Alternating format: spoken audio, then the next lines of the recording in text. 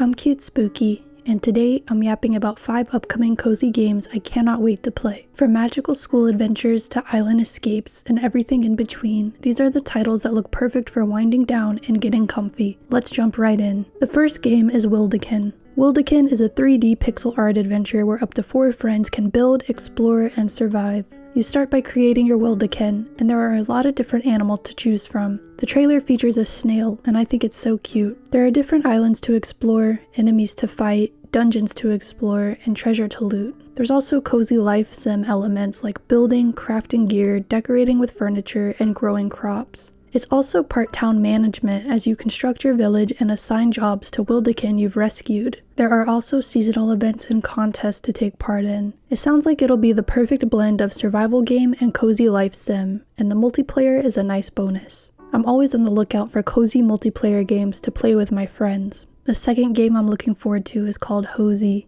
Hosey is a game where you clean, paint, and decorate abandoned homes. The places you're restoring all live in your hometown, so as you complete them, you're helping rebuild a community. I played the playtest of this game, and the controls are so satisfying, and this game nails the atmosphere. When you open up a window, for example, a nice breeze will roll in, and the sounds of the outside city become louder. Cleaning with the various tools was satisfying. You get rid of the trash, mop the floor, squeegee the windows, and paint the walls. As you get rid of the grime on the windows, the sunlight starts peeking in through the windows. You'll have to periodically dip your paint roller into the tray of paint to cover it in paint. It reminds me a little bit of House Flipper with a different perspective. And once you're all done cleaning, you start unpacking furniture to start the decorating process. The furniture can be interacted with as well. It's worth noting that the current playtest uses AI-generated images for in-game posters and framed photos. The developers claim that these will be replaced with original handmade artwork in the future. The third game I'm looking forward to is called Outbound. It's an open-world survival crafting game where you live out of your camper van. The van starts out empty, but as you explore and craft, you'll turn it into your portable dream home.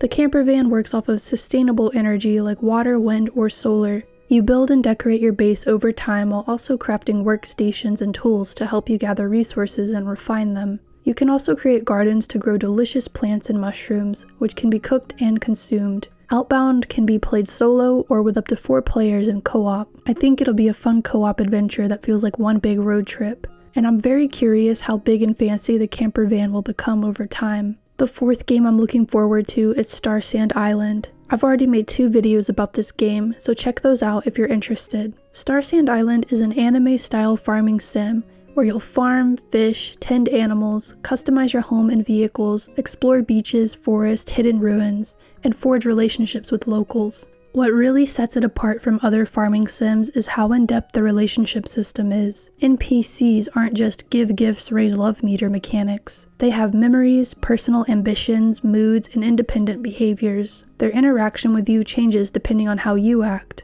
It's meant to feel like they're people you live with rather than tasks to complete. It would be so cool if NPCs could confess to you instead of you having to initiate everything, but I'm not sure if it goes that deep. And the final game I'm looking forward to is Witchbrook. Witchbrook is a cozy magical life sim where you play as a witch in training, enrolled at Witchbrook College in the seaside city of Mossport. City folk have unique daily routines, and there are community events that mark the changing of seasons, which makes the city feel more alive. You develop your magic abilities by attending classes and completing assignments. You'll also have exams to take. Between classes, you can decorate your cozy woodland cottage, transform the surrounding garden, start a business, shop, visit an arcade, and more. Witchbrook also supports up to 4 people in its online co-op mode. It'll be the perfect witchy game to play in the fall, though it isn't expected to release until the holiday season of this year. Which of these cozy games are you guys most excited to play? Is there one you're looking forward to that didn't make my list? Let me know in the comment section below. If you liked the video, press the like. If you want to see more of me, subscribe. I cover cozy games, RPGs, and visual novels.